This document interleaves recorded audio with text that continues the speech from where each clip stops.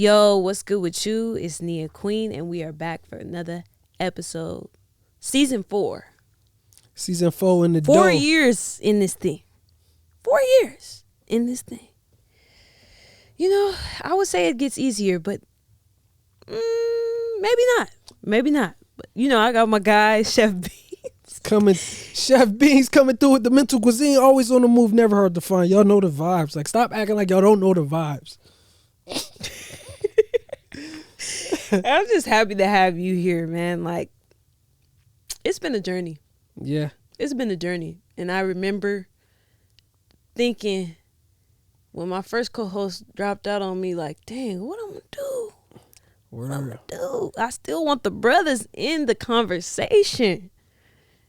And you was the first person that came to mind. Reach out to the boy, and I just so happen to be available. And even as the schedule gets tighter, right, still try to find my best, squeeze out some availability, because it's the season where things are up, doors are opening, whatever. And I wish I would have said it earlier, but I read a quote by somebody who was in here earlier who said his favorite quote is God told him that when a door closed, that means that a window is opening. I wish I would have said it earlier, but again, it's the season of taking advantage of opportunities, if not continuously creating them, and I'm just overall excited. But how are you feeling?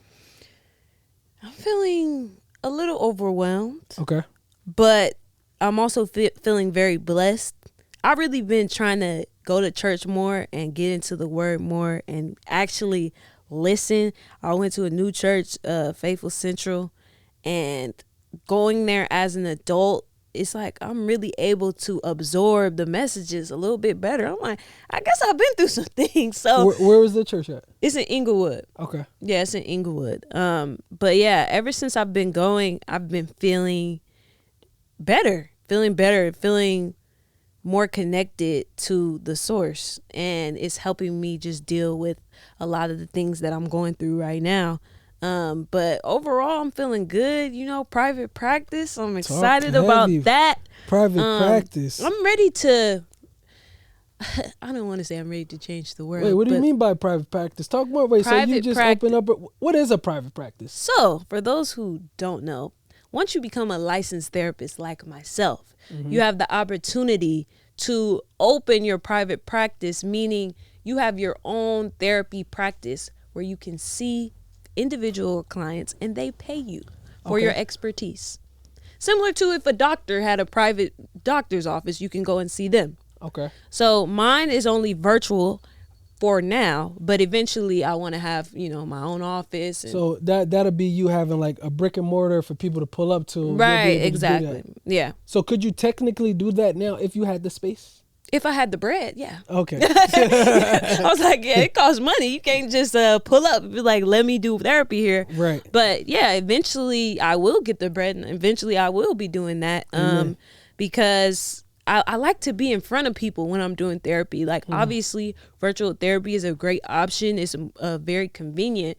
But when you're working with young people, sometimes you need to, you know, put your eyes on them and let them feel your presence. It's just a better experience, in my opinion, to do therapy in person. But I do accept virtual clients right now, so I will be taking those people. Congrats on that. Thank you. And also with Kid Onyx, I'm designing new cards because, you know, I love my people, but we come in all shades. That's right.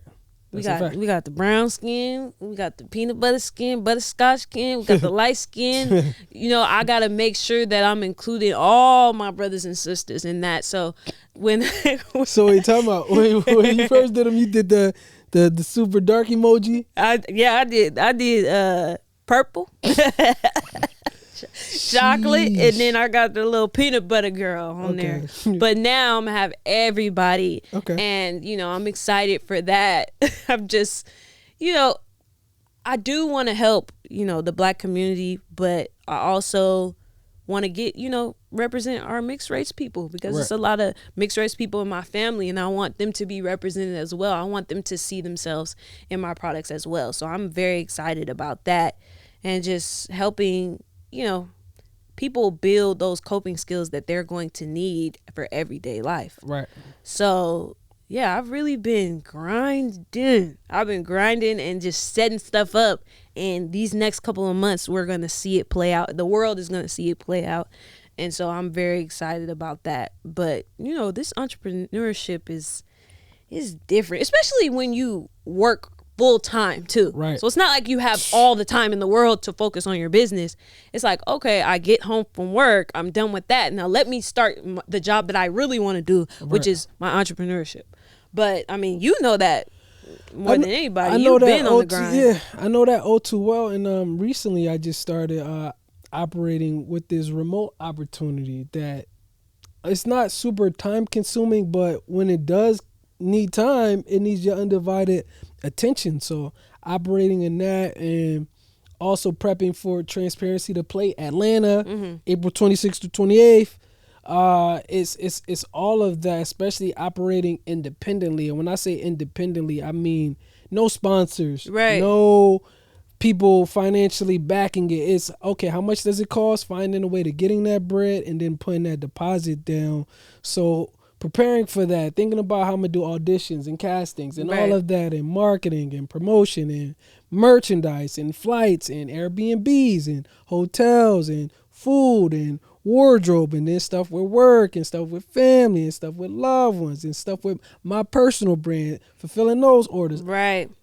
It doesn't stop, but the silver lining in it all is the autonomy that's going to come from being consistent, the autonomy that's in the reward and the legacy that's going to be left. So the same way how you're feeling overwhelmed, entrepreneurship can feel like that at times and most times, but we got to continue to make sure we're connected to the source and find ways to stay motivated to keep going. I wanted to ask you because, like, I'm in a space right now where everything seems like really difficult to get done. Okay. Like, I'm talking about, like, just putting up money for stuff, like being broke essentially, because you want to put money into your business, or you want to put money into your endeavors or social media marketing, different things like that. And I'm like, is this what I'm really supposed to be doing? Right. You get what I'm saying? Sometimes I ask myself that question, like, why is it this hard if this is my purpose? If this is what I'm supposed to be doing, why is it so difficult? Because I just feel like I know that I'm good at this when it comes to mental health and spreading that in my community, but it just seems like it's like a struggle. It's like almost like a tug of war with myself. Like, sometimes I just want to be like, you know what? I just want to be regular and just work my 9 to 5. So it's not supposed to be easy. I think a lot of times, just because we decide that it's something that we want to do and it's something that we feel like comes natural to us, it's supposed to just come at ease. But I think if it came at ease, you wouldn't appreciate it as much, even though you think you would, because that's true. You wouldn't appreciate it as much, because literally, I forgot who I was talking to. We're talking about the play, right? I didn't know where the money was going to come from, but it came. I literally started selling tickets to a play before the play was written. Wait, you did? I started selling tickets to a play before the play was written. I was auditioning and casting people before their monologues were done being written. Wow. I was telling people, oh, I got a role for you. I'm going to send it to you in a couple of days. I would write it that night or the next day and then send it to them. So the very first play, I told people it was happening at the end of October. It happened at the beginning of December. But I created it over that month of November. Right. And I say that to say, had I had everything organized, different things like that, boom, boom, boom, and it happened, it would be like, cool, it happened. But me knowing that testimony, that I decided that it was going to be done and made sure that it happened, I appreciate it a lot more, like, as far as the process. Because the process is where you learn the lessons from. I'm sure you're not still making the same mistakes or head bumps that you were making season 1. Right. Or noticing, like, dang, that cost that much. I know is a way that I could find a more affordable way. Or if we going to be over here this time when it's just us, but we make the transition over here, that you just kind of know, or you kind of put that in your tool belt. So again, when it comes to why is this so difficult? Why is this happening to me? It's because the reward is going to feel way more intense than what the difficulty feels like in the present. Right. And for me, I noticed I'm able to like appreciate certain things, but like in the entrepreneurship world, like I'm not. So like when I was coming up, just starting off as a therapist, things were very difficult and very hard because I was working for a company that's like contracted by LA County. So you got to turn in your notes 24 hours. You got to you meet this quota every week. And if you're not, your bosses are on you like, well, Nia, why didn't you meet this thing? Why didn't you meet with this amount of people? And I was really like, dang, like I thought I was just supposed to be giving therapy. Like I'm supposed to be helping people, but it's a numbers game too, which I didn't know. But I say all that to say like now when I'm at work and there's a crisis or they're like, oh, Nia, this kid is talking about suicide or whatever, I'm super calm.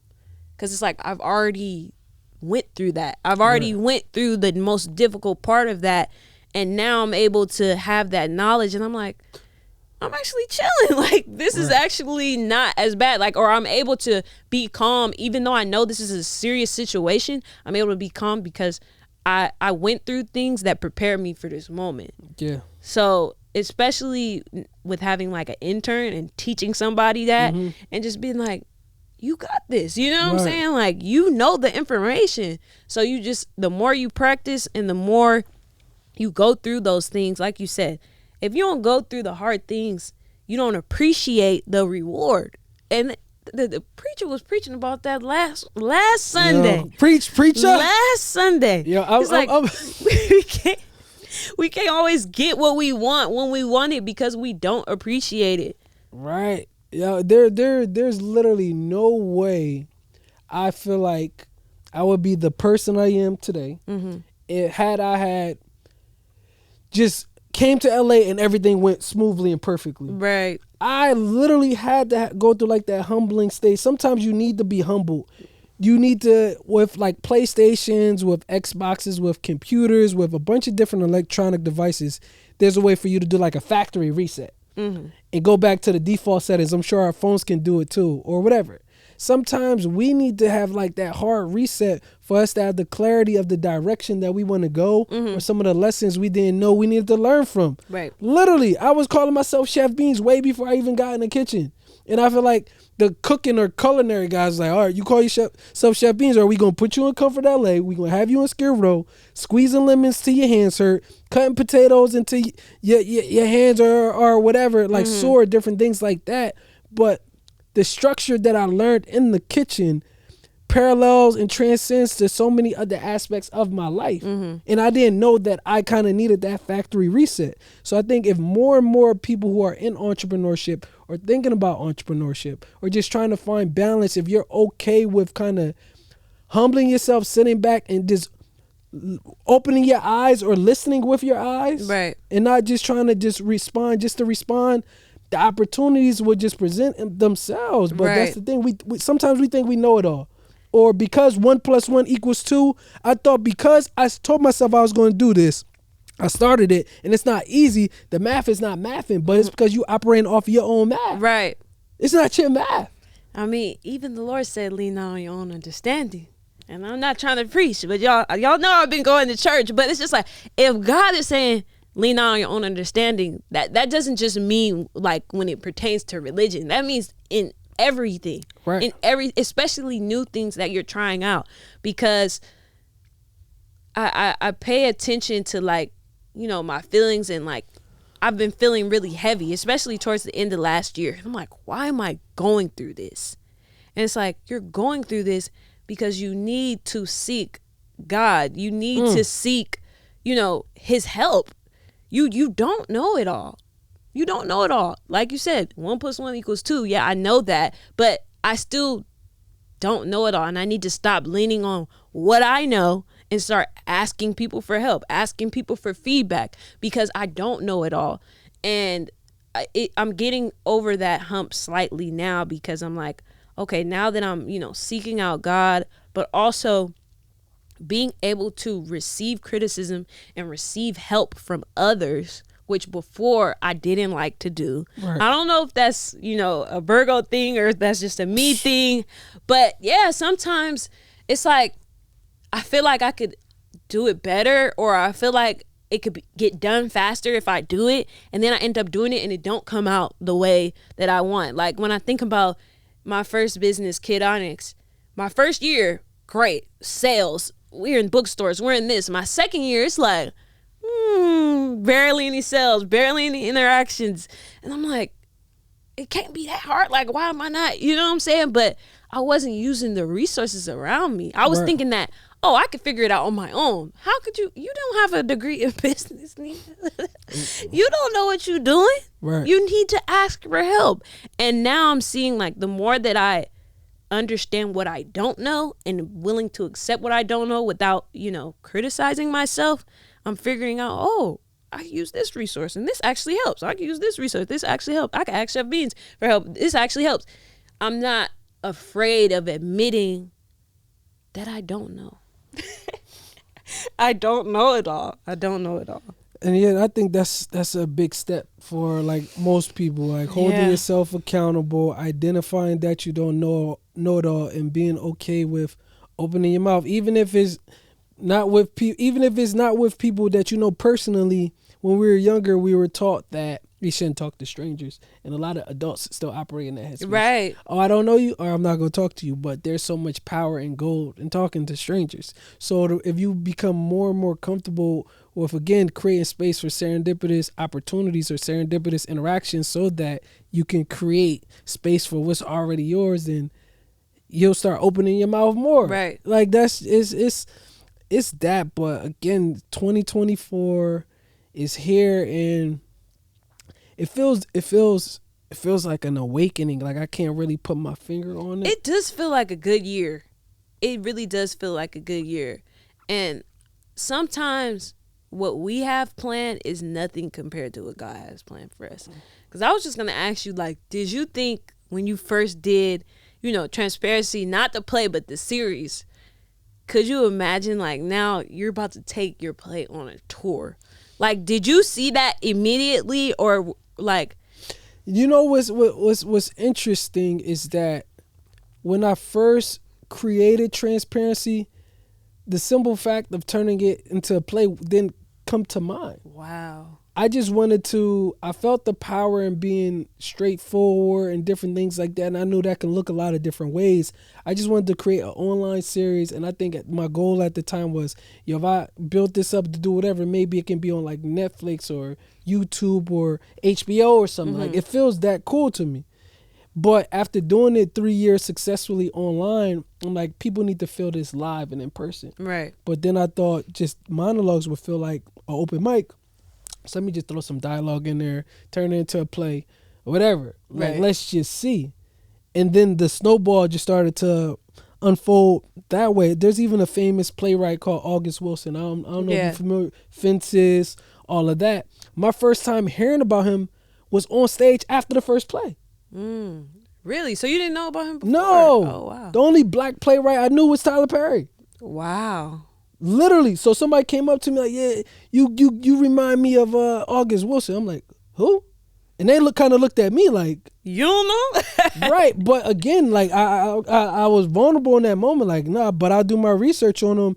And now I'm reading all of his plays. Like literally, like right presently. I'm about to go there in order. But I say all that to say, to answer your question, no, but back to like that autonomy, back to that being open and being vulnerable. Like nobody really understands the concept of this, but I'm going to figure it out as I go. And I told you, I sold tickets to the play before I even wrote it. Like it's just believing that much in myself and just knowing that it's going to turn out the way that it's supposed to. Right.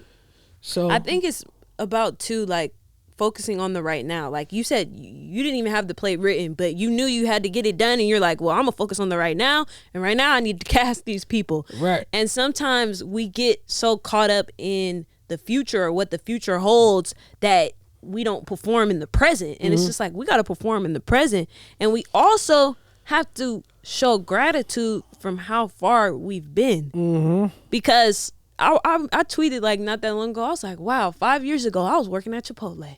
I hated it. Making that dressing sauce. I hate. Which they be still super stingy with now. Like, yo, give me a couple.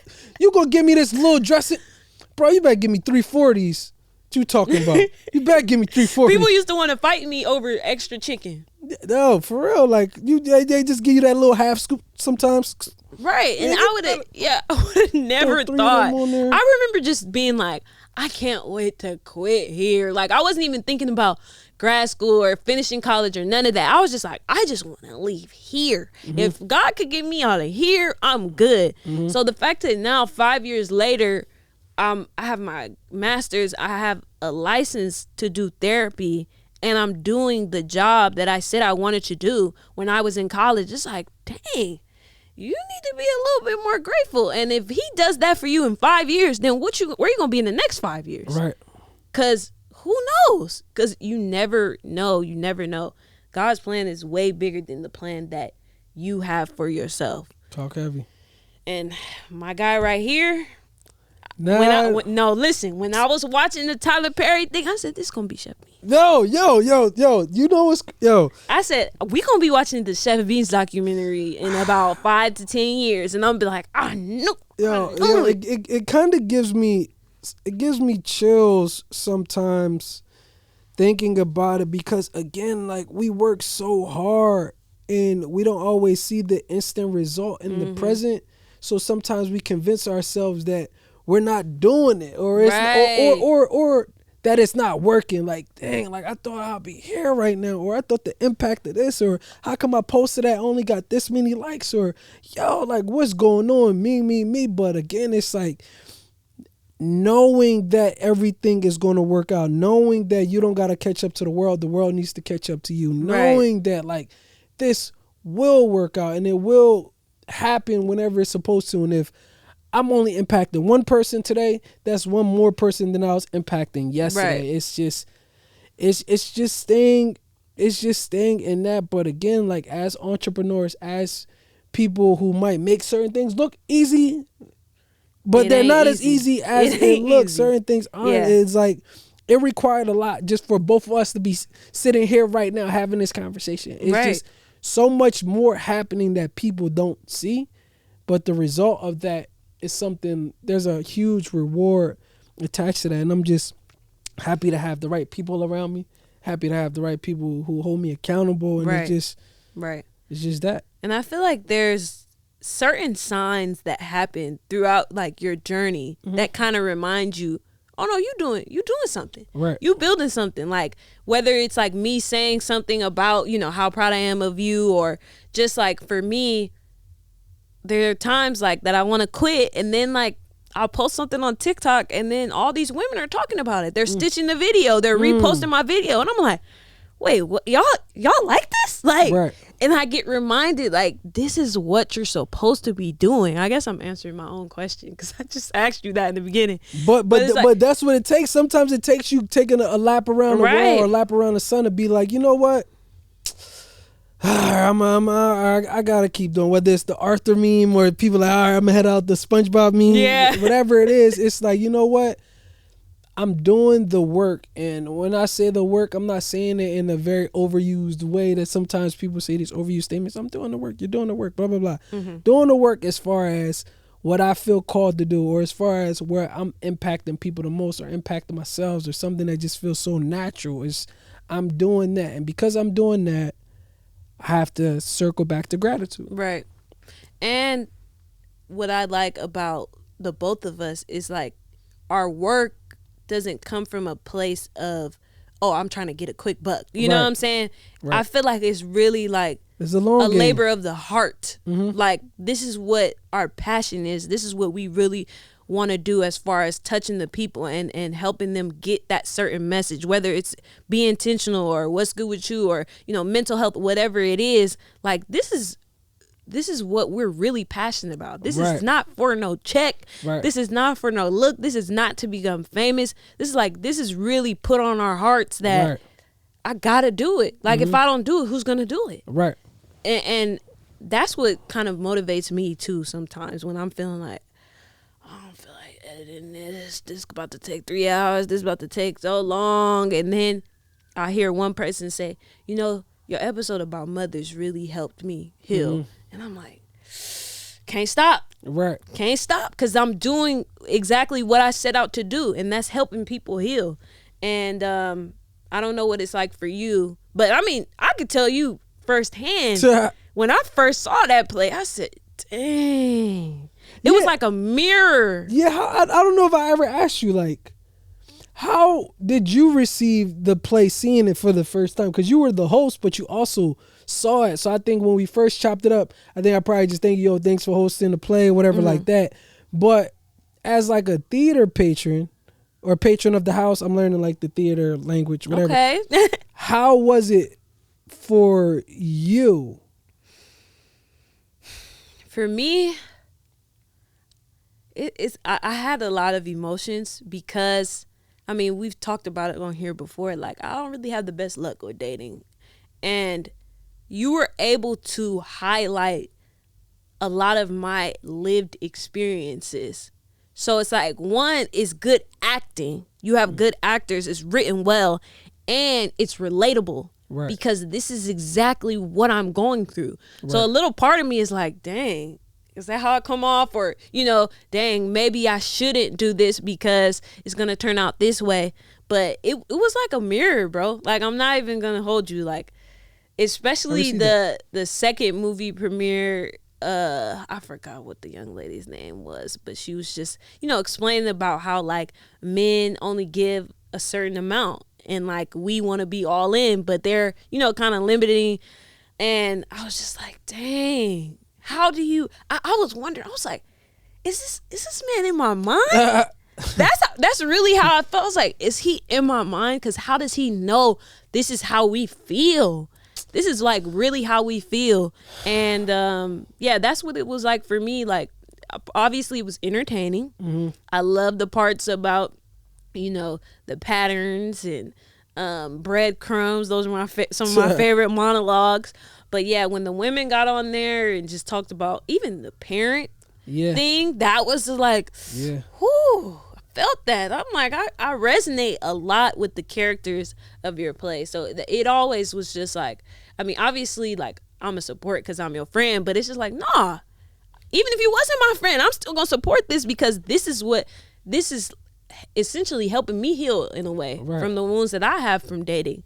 So yeah, that's how I felt about it. I really enjoy it. I'm like, dang, can I get to this Atlanta one? I appreciate listen, I'm like, let me see what them taxes talk about. I might pull up on the Atlanta one. I appreciate it, man. And right now the flights to Atlanta round trip like 100. Really? I just looked up the other day. I'm like, so I'm trying to, if there's people out here like cast wise who I consider or whatever like that, I don't know. It's a lot to think, but like I said, I got a date with my notebook at some time today to just put more thoughts out there. But again, it's just, well, number one, thank you for that, because as artists, as entrepreneurs, sometimes we could be our toughest critics, and we don't always know, like, dang, like, is my Kid Onyx cars really, or dang, is my podcast really, or dang, I posted that, but it only got, but sometimes it's people who you least expect to be like, no, when I went to this, or when I saw this, or when I read that card, this is how it impacted it. So I want to leave with gratitude. And again, it's just like,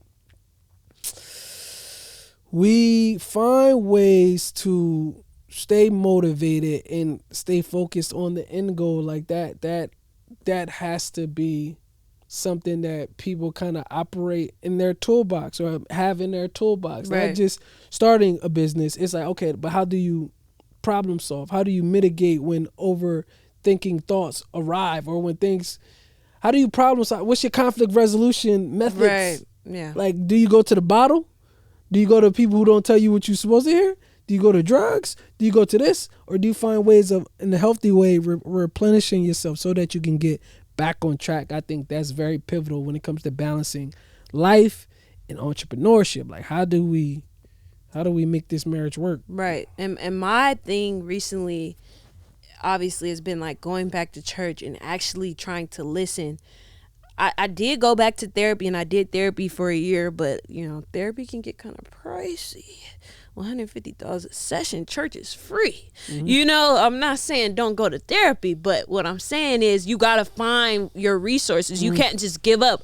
I didn't just give up just because, I can't afford therapy anymore. Like, I'm going to just deal with it on my own. No, let me go to God. Let me, take it to him, and surrounding myself with people who are also aligning themselves with the same thing, going to church with my friends, instead of just, doing the same old, oh, let me drink this weekend. Let me go this weekend. Let me no, focus on taking care of yourself so that you can produce the best content, so that you can produce the best play, because you got to pour into yourself so that you can pour into others. Real talk. And your play. Look, man, it's the beat. It's hard for me to say, and I'm trying to stop saying it's the beginning of a beautiful thing, because it's far from the beginning. Yeah, you've been. It's the beginning to some people, but I'd be lying if I said that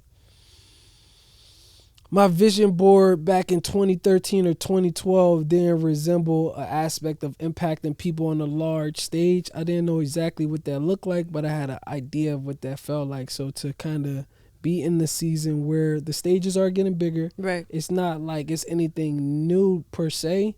It's just more so the same, but maybe more airs, and it's just staying locked in. Or even though the Eagles pissed me off this year, but as far as how they spiral, it's one thing that I do enjoy that Jalen Hurts says is, let's keep the main thing the main thing. So right. I want to make sure that I'm keeping the main thing the main thing. And we highlighted gratitude. We also got to highlight patience. And today in church, they had us write down, what do you want to give to God? And I wrote, help me have patience and lean not on my own understanding, and to trust God's timing. Okay.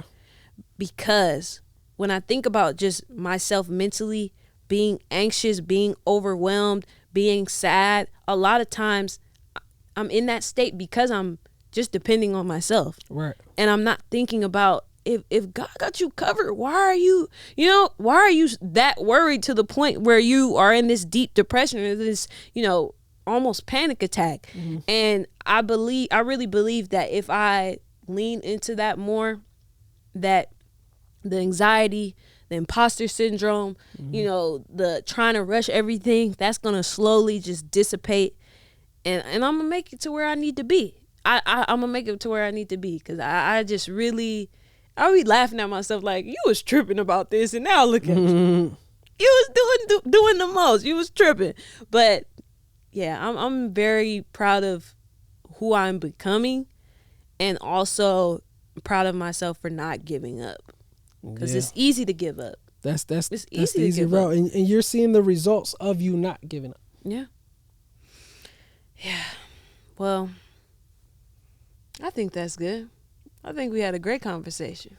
Yeah, quick little nugget for the people to let y'all know, regardless of the hosting that y'all may hear or interviewing different people, that we all have our moments where we're trying to figure things out. We're trying to unpack things in our mind and trying to find some level of resolve. But sometimes the best resolve comes from stillness.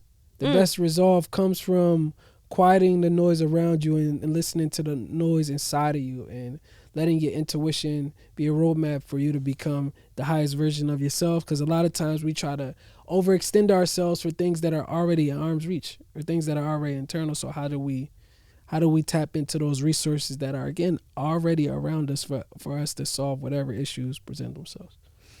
And life is not always going to go the way that you want it to go. And we just have to trust the process and trust that God's going to lead us to the right path. And with anything that you're doing independently, just don't give up. Even when it get hard, even when you feel like nobody's paying attention to my content, nobody's paying attention to this, nobody's buying my stuff. If that's your purpose and that's what you're meant to do, then it's all going to work out for the good. Regardless. It's all going to work out for the good. Whew, amen. Hallelujah. Thanks for tapping in. What's good with you? Thanks for tapping in. You got to subscribe to our YouTube page. Leave a comment. Follow us on TikTok, What's Good With You Pod, and also subscribe to us on Apple Music, Spotify, so you can get notified every time we have a new episode. We have new episodes every other Monday. So make sure you tap in and support What's Good With You. Thank you for another episode. Ciao. We out of here. Amen.